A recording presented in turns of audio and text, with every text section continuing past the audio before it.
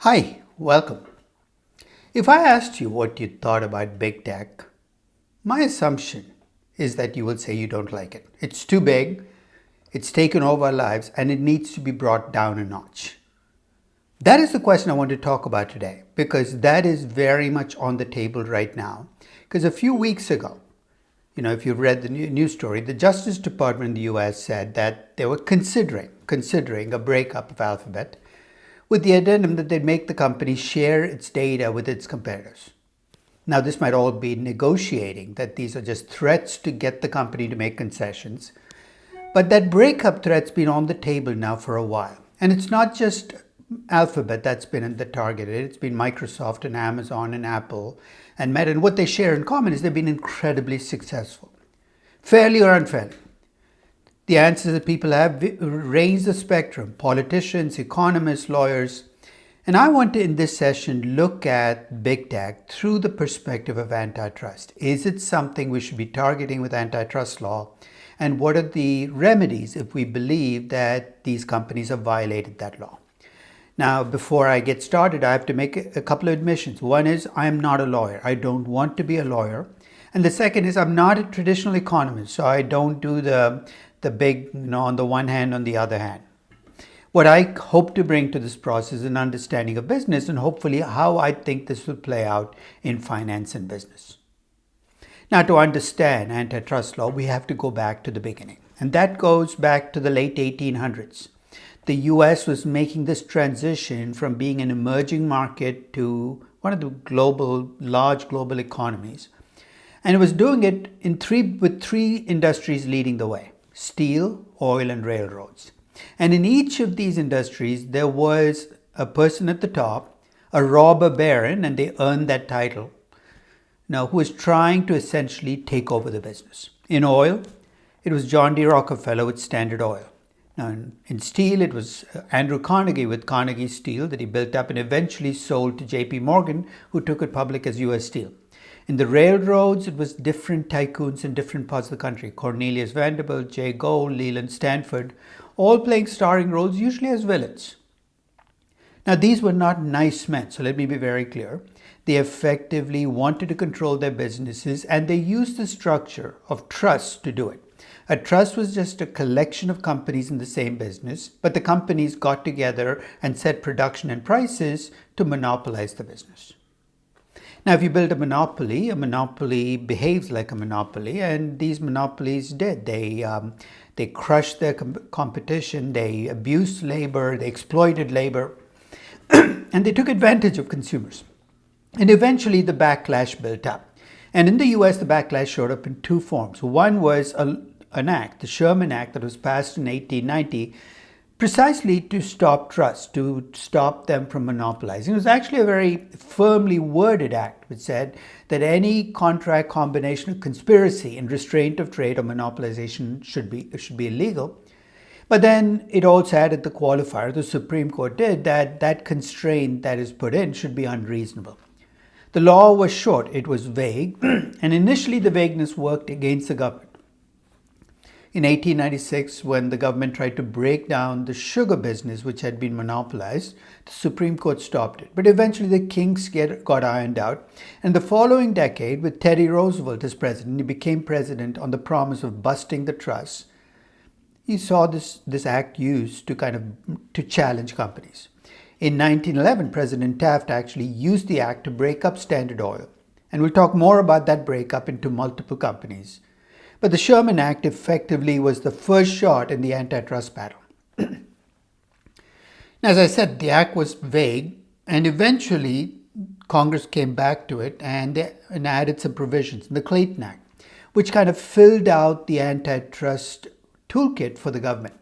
It extended the reach of antitrust to cover a whole host of activities that were anti-competitive: mergers, predatory pricing, sales ties.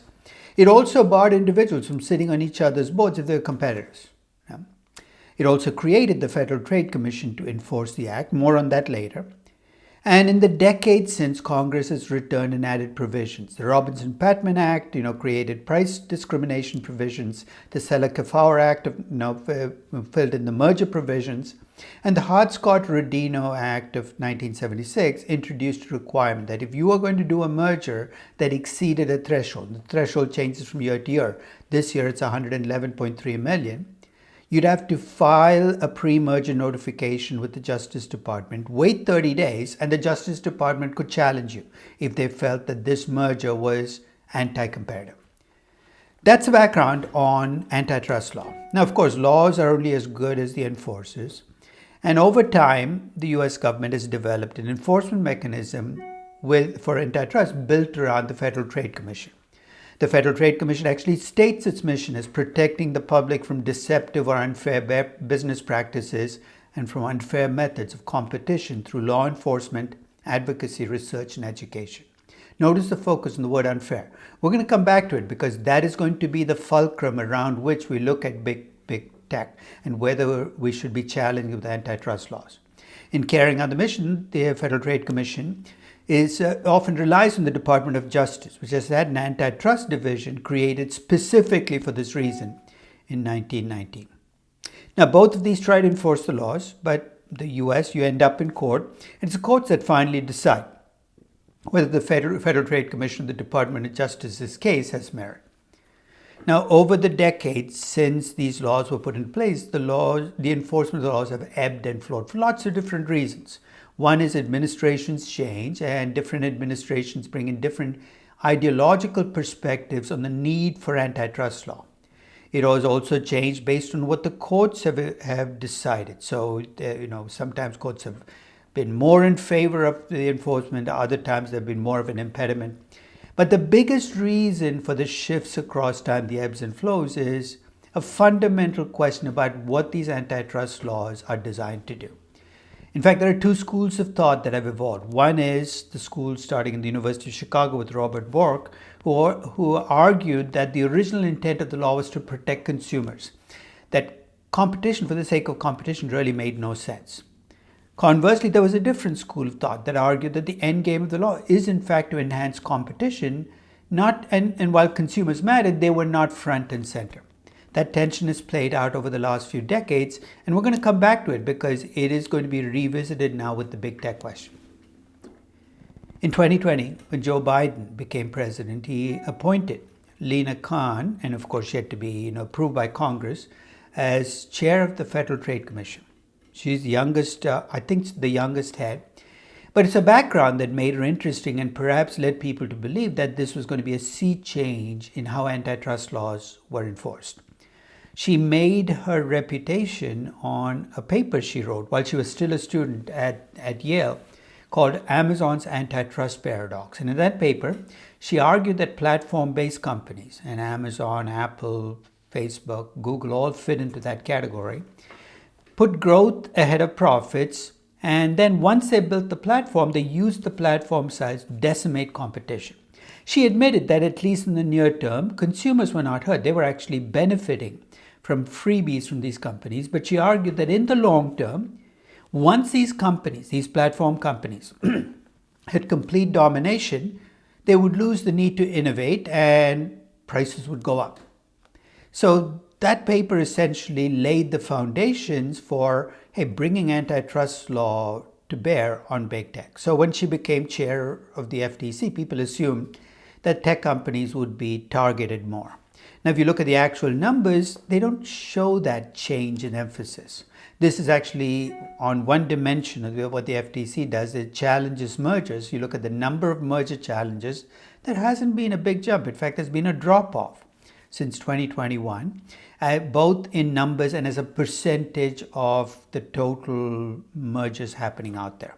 Now, it is true that the FTC has become much more outspoken about its challenging of mergers, and some high-profile mergers have been targeted.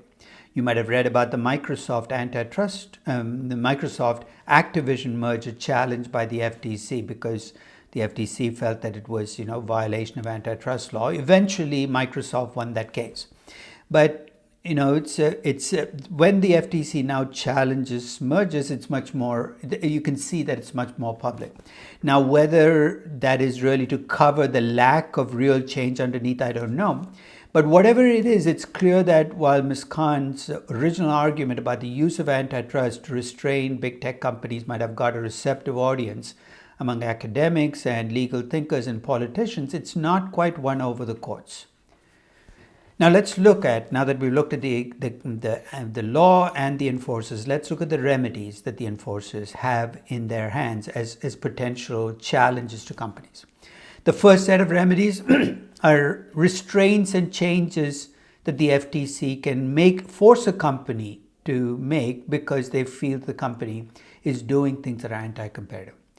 Of course, the actions they're trying to stop or the behavior they're altering has to be unreasonable being left in the hands of the court to decide. And they have to meet the rule of reason threshold, which is the anti-competitive effects have to exceed any pro-competitive effects. Sounds like legal gobbledygook. So let's see what it actually means.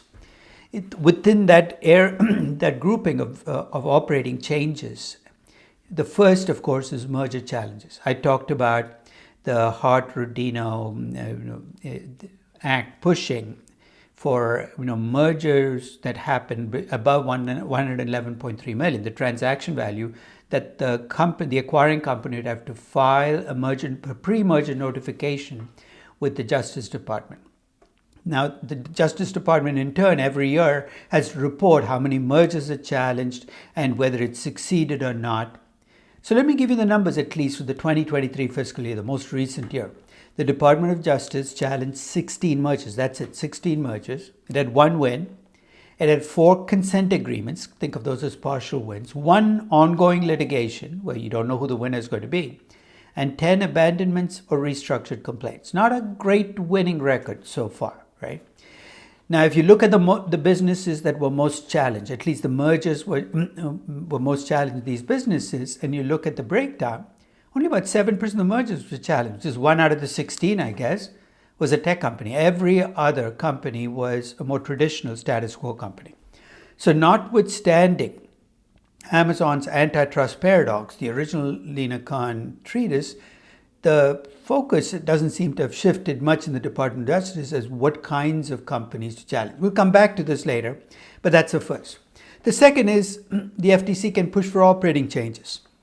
In some cases, it can force a company to divest itself of a part of the business because it feels that keeping it, especially after a merger, would result in less competition. I'll give you an example. In 2023, the FTC forced this energy company called Vistra, which is acquiring another energy company called Energy Harbor, to divest itself of a power plant in Ohio because it felt that if it did not do this, Vistra would have too much market power in that part of the country. In some cases, the FTC can push a company to bundle products differently or price things differently. This happened when Amgen last year tried to acquire Horizon and FTC because it feared that Amgen would use its large drug portfolio to get pharmacies to push Horizon's 2 monopoly products. The FTC secured a consent order where Amgen could not condition its pricing or rebates on whether the Horizon drugs were prescribed. In terms of corporate governance, EQT was a company that tried to acquire Quantum. They were competitors, and FTC felt that because the companies were direct competitors, giving EQT corporate governance rights over Quantum would reduce competition. They forced EQT to divest itself of its shares and prohibit it from having a board seat. So you can see that if it wants to, the FTC can push for some deep-seated changes in a company. And finally, if the FTC feels it's your pricing that's a problem, it can force you to change the pricing. One of the most famous cases on this issue was Archer Daniels Midland in 1996, where the FTC essentially challenged the company and was found guilty of fixing prices for lysine, an animal feed, in collaboration with Japanese and Korean companies. It had ended up paying a $100 million fine. Executives went to jail. Pricing policies had to be changed. More recently, last year, the FTC sued RealPage, a property management company that offered landlords an algorithm that let them set rents because the FTC felt that because they were all using that algorithm, there was no competition in the rent market. Something to think about as AI makes this algorithmic pricing more common. So that's the first set of actions. Try to change the way the companies run its pricing, divestitures, acquisitions. The second action is perhaps the most extreme one that the FTC can take and force a company to break up. We talked about the Standard Oil breakup in 1911. Standard Oil at that time, the monopoly oil company controlled by John D. Rockefeller, was broken up into 34 companies. You heard me right, 34 companies. 8 of those companies still survive in a different form. In fact, you can trace almost every large US, large Western oil company to has its roots in that Standard Oil breakup. Chevron, ExxonMobil, British Petroleum, Marathon, ConocoPhillips are all pieces of that original breakup. But it was a massive breakup when it happened. And the pieces are still, as I said, around us. The second best known breakup, and happened at the tail end of the century, towards the 1980s, was when AT&T, Bell, the monopoly phone company for the US, was broken up into 7 regional bells with their own names, and AT&T was the long distance company.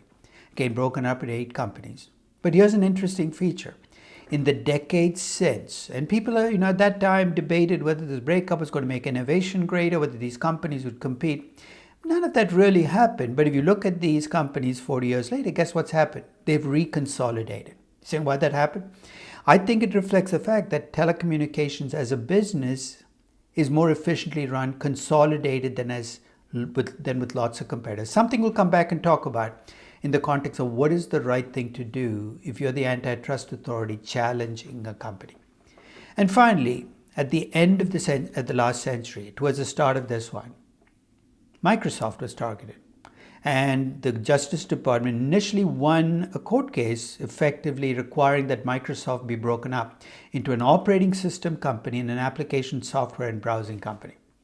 That court decision was set aside. Eventually, the company settled, agreeing to some fairly minor changes ultimately to settle the case. Okay?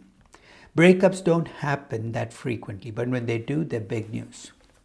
There's a third choice that the antitrust authorities can use. It's fairly rarely used. In 1921, the Willis-Graham Act actually effectively allowed the phone business in the US to become a monopoly. It allowed AT&T to go buy its competitors, many of whom were on their last legs in trouble, and create a monopoly. And the argument was that the phone business was more efficiently run as a monopoly than as a competitive business. They think this is terrible. In return for granting AT&T a monopoly, Congress actually effectively took away their pricing power. Essentially, they required AT&T to earn only a fair rate of return, which in corporate finance terms means you're earning your cost of equity or capital. So they were monopolies without pricing power. We can call them regulated monopolies. And other utilities followed that model. Water, power were regulated monopolies. Now, the argument is that these regulated monopolies can deliver more benefits for customers, consumers. That was the end game. And even though they're monopolies, they can't charge prices like monopolies. These regulated monopolies also have buffers because they don't have to worry about competition. They can be required to do things like offer phone service to people that cannot afford it or provide social services on the side. And they can do it because they can pass the cost through. So here's the end game. If you're thinking as an antitrust enforcer what to do in a company, you have to look at the consequences for consumers and for competitors, which is the traditional trade-off. But I'm going to bring in 3 other things into the equation, making it even messier than it is today. The first is within the context of competition, you got to think about the overall business here. And the question you're asking is, will my antitrust action, how will it change the business? Will it make it healthier or less healthy? Will it make it a more efficient business or a less efficient business? Will consumers at the end of the process get better services or worse services? And the reason I bring that up is, as I said, some businesses are better consolidated with only 2 or 3 big players rather than with 15. The notion that competition always makes things better is not true because it depends on the business. So in businesses where consolidation is favored, pushing for more competition, forced competition, will actually make the business less efficient. Consumers will be hurt, companies will be hurt. Effectively, you've created an unhealthy model.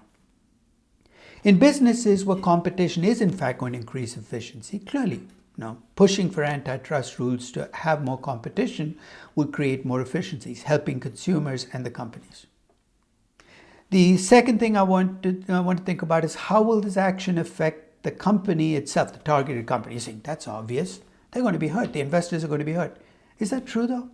Because one of the things about being a company that has pricing power and monopoly, you have a lot of surplus. You can use the surplus to subsidize other businesses. Now, the argument the Justice Department uses, that is terrible that they're subsidizing other businesses. You know who else might agree with them? Investors in those companies. If investors in those companies agree that these subsidies are not going to deliver value long term, as antitrust regulators, you might have investors on your side saying, go ahead, do it. Restrict the company from investing in new businesses. Make the subsidies go away. So you got to look at the company's investors, and if investors don't trust a company, you're more likely to have them as allies when you push for change. And finally, companies are part of a market, and presumably as an antitrust regulator, you want the overall economy and the market to do well. If you have a company that is creating economic growth, is creating employment, paying good wages, and its market cap is growing, it is helping the economy and markets. Now, restricting that company, at least in the near term, is going to mean you're going to give up some of that good stuff, and maybe even in the long term. So if the targeted company is cutting wages, not dealing with its workforce well, is not doing well in terms of market cap, then restricting it is not going to hurt the economy and the markets. But if it's doing the opposite of all of those, then it will. So those are the trade-offs that drive what to do with the company. So now let's turn our attention to big tech. Now, I think there are a couple of questions to ask. One is, how big is big tech? And the answer is actually obvious. And as you'll see, it's clear that big tech has become really big, maybe even too big. Okay? The second question is, how did they get big? Because the fairness question comes up. If the way they got big was by playing the game fairly, then I think your task as an antitrust regulator becomes more difficult, because getting courts to agree with you is going to get more difficult as well. So let's start with the bigness of big tech. There are a number of dimensions in which you can measure the bigness of big tech. Let's start with the most obvious one. This graph, I look at the collective market cap of 5 big tech companies: Apple, Amazon, Google, Facebook, and Microsoft. I'm going to collectively call them the fearsome 5. In 2009, the fearsome 5 had a market cap of about $720 billion. On October 16th of 2024, their collective market cap exceeded $12 trillion. Think about that, $12 trillion. That's larger than the collective market cap of the second largest equity market in the world. It's 20% of the market cap of all US equities. And over the last 15 years, these 5 companies alone have accounted for almost a quarter, 25%, actually it's 23 point some percent, of the increase of market cap of all US stocks, and there's 6,400 US stocks. Mind-boggling, clearly big in terms of market cap. It's not just the market cap that's big though. These companies over the last 15 years have scaled up revenues. They've grown revenues 19% a year on a compounded basis. By itself, you're saying, so what? Lots of companies grow at 19% a year. Not companies of the scale that these companies are at. They were growing revenues of 300, 400, 500 billion, 20% a year. That's almost unheard of. And here's the even more impressive fact.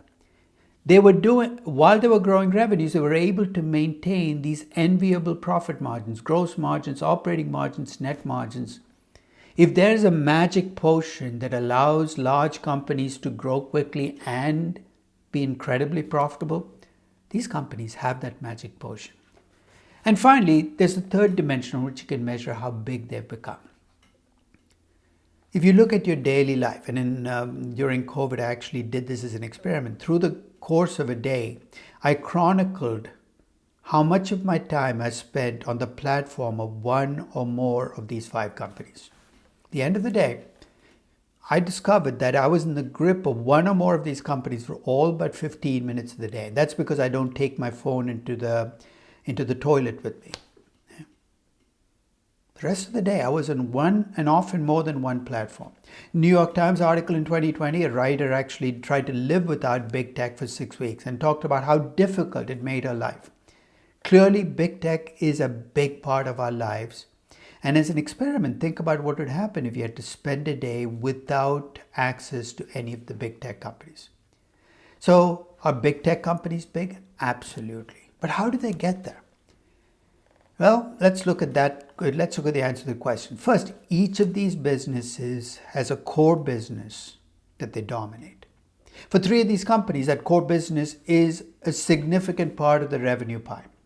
For Google and Meta and Google and Facebook, it's advertising. These are primarily advertising companies.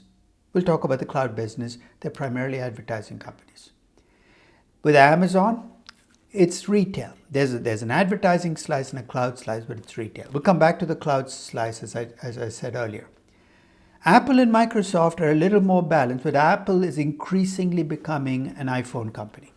If you add the iPhones to the devices, you can see that computers have become a small slice of Apple's revenues. Microsoft used to be a software company, but if you look at it today, it's actually more cloud than software. Windows and Office put together might have as much revenues as the cloud, but the cloud business has become the dominant business. Let's talk about the cloud business, because for 3 of these companies, Microsoft being one of them, but also for Amazon and for Alphabet, the cloud business has become a significant slice, and it is not just of revenues, but of profits as well. Which brings me to my second point. Each of these companies has tried side businesses, but for the most part, they haven't succeeded. Alphabet, remember, it renamed itself because it wanted to draw attention to the bets. I know right now they're saying, I wish we hadn't done that, because all you see is the bets doing nothing except draining cash. Amazon, I've described as a disruption machine. But that disruption machine notwithstanding, it's still primarily a retail company. Apple has been more restrained, but it's tried its hand in entertainment and other businesses. And Meta had that badly framed entry into the metaverse. Remember that? Well, the market punished it. More on that later. But most of the businesses that these companies have entered into have been more cash drains and cash hubs. They've not dominated these other businesses. The only exception, of course, is the cloud business. For Amazon, Alphabet, and Microsoft, the cloud business has become a contributor. It's, in fact, a contributor to revenues and even bigger contributor to profitability. For Apple, the services business, which is all the apps and the Apple Care and the other stuff they offer people in the ecosystem, that's created revenues and profits. But for the most part, these companies' side ventures have not been money-making. And the third common characteristic across these companies is how much they give their consumers in terms of freebies or cheap stuff. I'm an Amazon Prime user. I've often said this before. There isn't another thing that I pay for in my day-to-day life where I get a bigger bargain for my buck. When I pay that annual fee of $139, I get free shipping, entertainment, services that are well in excess of the $139. In fact, Amazon's pretty open about how much it costs them to have Prime. They make explicit the cost of shipping subsidies. It's in the tens of billions of dollars. Alphabet offers a whole range of products, right? Google Docs, Google Maps, YouTube is free. And if you're Facebook and if you're a WhatsApp user, clearly you're not paying any charges or fees in return for using one of the most versatile apps on the face of the earth.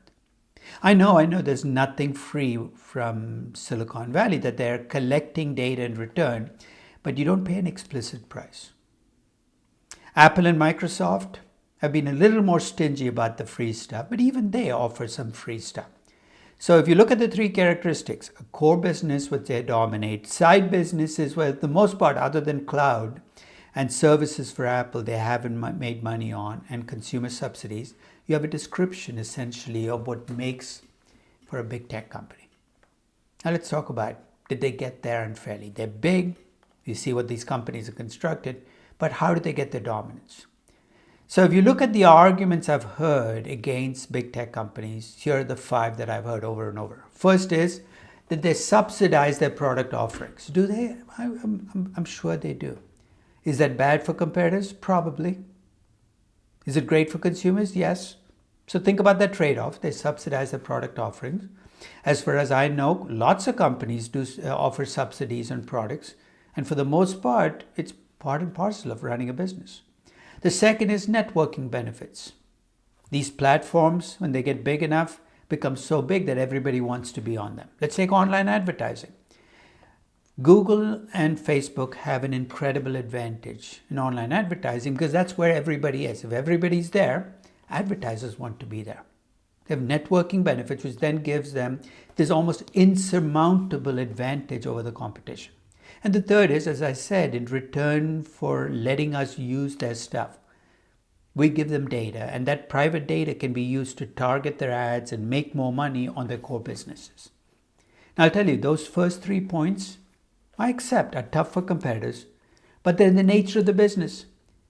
Facebook and Google did not create the networking benefits in the online advertising business. They just were the most successful at getting to those networking benefits. And it seems to me perverse that you want to punish a company for being successful in a business if this is how you climb the ladder in the business.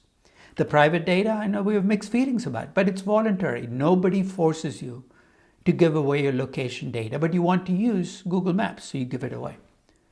There are 2 arguments where I think there's some relevance, something you can hang on to. The first is because you often have to go through these companies' platforms as a competitor. You have a piece of software that competes with Apple Mail. You got to go through the App Store, and Apple collects 30% of your revenues. That sounds a little unfair. That you cannot get on and play without these big tech companies approving you. The other is many of these big tech companies live off other people's content, right? You look up stuff on Google, you're looking up stuff often that's on a newspaper or in a magazine or in a book. And you could argue that tech platforms have, have essentially taken advantage of content developers. You're seeing this play out now with the newspapers suing the big tech companies saying we need our share. But tech companies benefit from the content, but they don't share the revenues they get from the content. So those 2 points, squashing technologies and not paying a fair price, are fair ones. So if I were to look at this collection of arguments about fairness, here's my conclusion. For the most part, big tech companies have hurt competitors. They've been tough on competition, but they've subsidized consumers. So this is a classic of which side of that argument, consumers or competition, are you going to go to?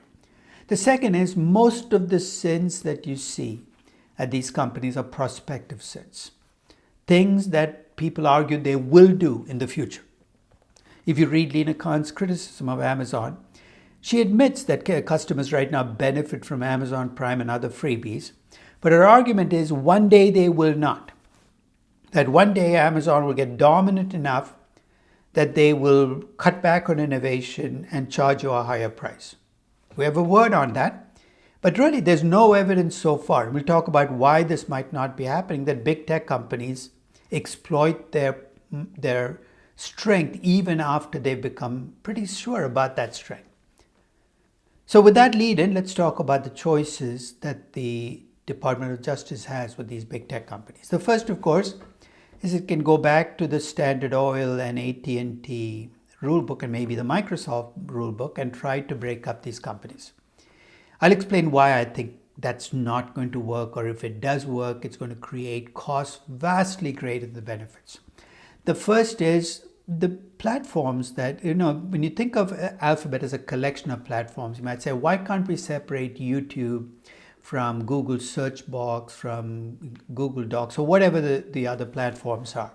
The truth is, Alphabet is an advertising company. These platforms form an ecosystem. Same thing for Meta. Facebook and WhatsApp and Instagram are part of an ecosystem from which it makes advertising. There's no easy dividing line where you can say these platforms can stand alone. And in fact, if they did, they'd be less effective for advertisers. And in the only business you could argue that in these companies you could split away is the cloud business. And what will that accomplish? First, these companies' dominance, the cloud business, had almost nothing to do with their success in the core business. It's just a separate venture. And second, even if you manage to split off the cloud business and make it a standalone business, how is that going to change the networking benefits that allow these companies to dominate their core businesses? So it'll create costs without any real benefits. So as I look at the trade-off here, I think breaking up big tech is going to give you bad outcomes on almost every dimension. It'll hurt the companies. It'll hurt the business they're in. It'll make them less efficient. And, you push them. You're forcing competition on a business that should be consolidated. It'll be bad. I don't see how you fill a $12.2 trillion hole. So if you can knock these companies down, who's big enough to fill the gap? And finally, for consumers, I think in the near term, you will definitely be worse off because many of the things you take for granted as free or cheap are going to be taken away. All you will have offered are promises that because you gave up these things today, you will face lower price in the future. But there's no guarantee on that one. You say, what about treating them as regulated monopolies? I'm not even sure how this would work. With AT&T, Congress gave AT&T the phone monopoly. But the government doesn't control online advertising or smartphones. It can't give these companies monopoly power, even if it wanted to. And what is it going to demand in return? That they charge lower prices? I thought one of the problems you have with these companies is they don't charge a high enough price. So if you think about treating these companies as regulated monopolies and think it through, I'm not sure how that would play out in terms of what market you'd give the monopoly power for and what the pricing power would do. And finally, on the innovation front, making them regulated monopolies will effectively take away any innovation incentives that they might have. Other actions you might be able to take? Well, let's start with the three where I think the Department of Justice and FTC will have some success. One is I think they can force these platforms to be more accessible to competitors.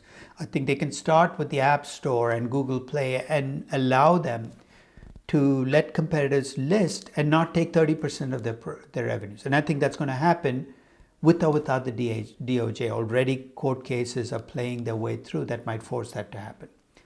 Second is I think eventually we're going to get to a more even playing field in terms of how you pay for content. I think big tech companies have to eventually share their revenues with the content providers in a fair way. And I think that's if the government can push for it, all the more power to them. And finally, the power dynamics here are very imbalanced. I have a Google blog, I have YouTube, 1,300 videos on YouTube. And if tomorrow Google decide to shut my blog down and shut off my access to YouTube, there's almost nothing that I can do. I can appeal to Google, but they then get to decide whether the action they took was fair or not.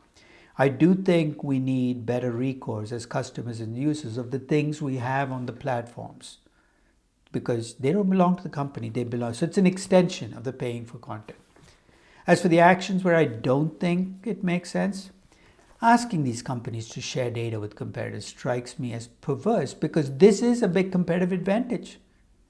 You're saying, well, don't we want to even the playing field? Well, if we adopt that argument, then why aren't we making Coca-Cola share its how it makes its cola, the ingredients that go into its cola with its competition? Why aren't we asking Novo Nordisk to give up its patents on Ozempic and Wegovy and let everybody do it? In every other business, we let companies build up on the competitor. And this is a competitive advantage these companies have earned. It's not unfairly. They've earned it fairly by giving you products for free and getting the data in return. You can push to make sure they don't cross-subsidize, but companies cross-subsidize again all the time. Reliance Jio would not exist without the cash flows from Reliance Petrochemicals. It's true the subsidies can sometimes hurt the shareholders of the company, but that's between the company and its shareholders. In fact, Meta found out not that long ago that investors will push back. They tried to spend $100 billion in the metaverse, and I would argue that more change has happened at Meta and Google from investors pushing back than from all the government actions they've faced over the last decade. And finally, I know we'd like all our devices to be compatible with every platform, but let's be real. Apple as a platform is going to work better with an iPhone, an iPad, and with Apple products than it will with Google products. No, it's not even that they're trying to make it difficult for other device makers. It's easier to do if it's your own product. I think requiring device compatibility for the sake of compatibility will just push up the costs of these devices and make them create less choice in this process. So at this point, you're probably saying, so what should we do? Because it looks like breaking them up is not going to do much for us. It doesn't look like they can be treated as regulated monopolies, and even the actions you can take are fairly limited. You're not going to like my answer because I think doing nothing might actually be the best choice. Of course, you're saying, but that's defeatist. These big tech companies are too big. Here's my reason why I think doing nothing might actually be the best outcome here. When we look at these companies right now, they look unstoppable, right? They're incredibly successful. They have huge market caps. They're making a lot of money. But in my work on life cycles, I've argued that tech companies age in dog years, that they grow fast, they don't stay at the top for very long, and they scale down quickly. The winners of today can very quickly disappear from the horizon. I'm not saying any of these 5 companies are going to disappear, but success is fleeting here. Let the life cycle take care of it. The second, and I think this is one of the worries that Lina Khan puts out, is that they will stop innovating. No. You know what will cause them to stop innovating? If you don't let them make money when they're at their peak. Their life cycles are short. If they don't make an immense amount of money while they're at the top, you're not going to get much innovation to get the process started. And I don't think they're going to play it safe. I don't think they're going to try to raise prices. And here's why. Disruption is always around the corner with these companies. And if disruption is in the corner, you're looking over your shoulder, you can't afford to mistreat your customers because they're going to find those disruptors and adopt them. So I actually think that left to their own devices, these big tech companies will get smaller, they'll be brought down, and what will bring them down is not the FTC, not the government, but investors, the market, and the life cycle. I know that's, I am putting my faith in that process working, but I think when I look at the costs and the benefits of every other course of action, the costs seem to exceed the benefits. So to conclude then, it's clear that I don't see eye to eye with Lina Khan, but I am going to, start with the presumption that she has good intentions and that she's thought through her, clearly I've read the Amazon antitrust paradox. It's well written and it's, I respect the thought that went into it. My concern with her views are twofold. One is that she is a lawyer, and I hate to use a broad brush, but I will. Law schools do a terrible job teaching their graduates about business. And I think lawyers are extraordinarily ill-suited to talk about business solutions. The second problem I have with Lina is she's a true believer. And if you start with the presumption that big tech companies are evil, you will find a way to justify almost everything you want to do to cut them down to size. Now, I do recognize that big tech companies have created a whole host of other issues which are non-economic. They play out in the fact in our politics, in our cultural discourse. And there's an argument that big tech platforms need to be brought down because of those bad effects. I share that concern. But let's say we broke down these platforms. Do you really think that without these particular platforms that we'll go back to being polite on social media and return to the cultural norms of yesteryear? I don't think so. There's something about being online that brings out the worst in us. And with or without these big company platforms, that's going to come through. We opened a Pandora's box 20 years ago. I'm not sure how we put things back.